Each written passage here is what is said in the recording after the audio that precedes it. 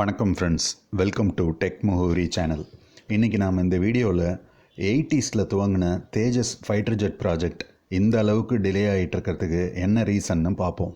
Friends, 1980s MiG-21 fighter ஜெட்டுக்கும் Marut HF-24 fighter ஜெட்டுக்கும் ரிப்ளேஸ்மெண்ட்டாக ஒரு மாடர்ன் ஃபைட்டர் ஜெட்டை உருவாக்கணும்னு பிளான் பண்ணி தயாரானது தான் இந்த LCA ப்ராஜெக்ட், அதாவது light combat aircraft project.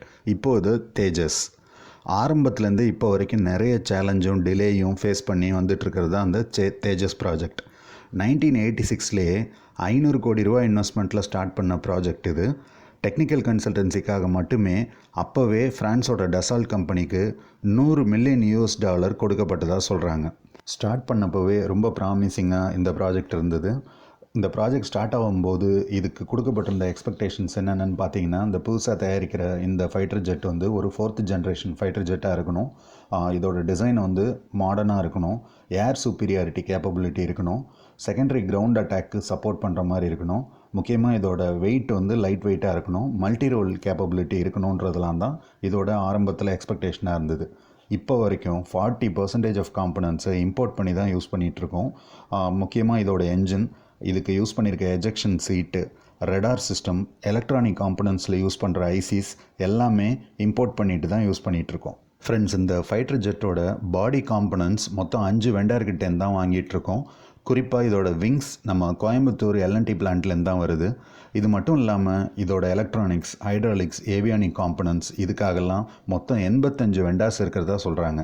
Project டிலேக்கான முக்கியமான காரணங்களில் இதுவும் ஒன்றா சொல்கிறாங்க. இவ்வளோ வெண்டார்ஸ்டேருந்து சப்ளை செயின் மேனேஜ்மெண்ட் ரொம்ப கஷ்டமாக இருந்ததாக சொல்கிறாங்க. ஓவரால் ப்ராஜெக்ட் டிலேக்கு இது ஒரு மெயின் ரீசனாக சொல்லப்படுது. அடுத்த டிலேக்கான முக்கியமான காரணமாக இதோட என்ஜினை சொல்கிறாங்க. ஆரம்பத்தில் இம்போர்ட்டட் என்ஜினை வச்சு பிளான் பண்ணியிருந்தாங்க. அப்புறம் நம்மளோட சொந்த என்ஜினான காவேரிக்கு மாறணும். ஓவர் வெயிட், ஸ்லோ ஸ்பீட் இந்த மாதிரி ரீசன்ஸ்னால இந்த காவேரி என்ஜின் வந்து ரிஜெக்ட் ஆகிடுச்சு. இப்போ திரும்பவும் ஜென்ரல் எலக்ட்ரிக்கோட F404 அப்படின்ற ஒரு என்ஜினை தான் யூஸ் பண்ணிகிட்ருக்கோம். அடுத்த ப்ராப்ளம் பைலட்டோட எஜெக்ஷன் சீட்.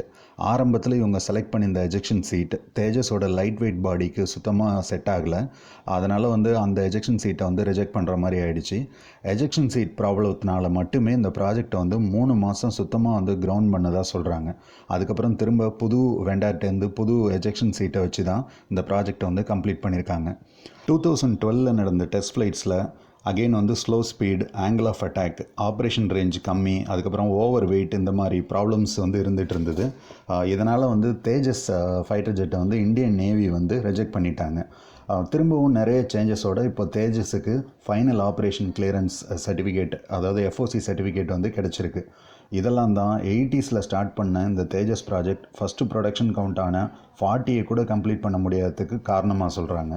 இந்த வருஷத்துக்குள்ளேயாவது ஃபஸ்ட்டு செட் ஆஃப் ஜெட்ஸை வந்து HAL வந்து இந்தியன் ஏர்ஃபோர்ஸுக்கு டெலிவரி பண்ணும் அப்படின்னு எல்லாருமே எதிர்பார்த்துட்ருக்காங்க.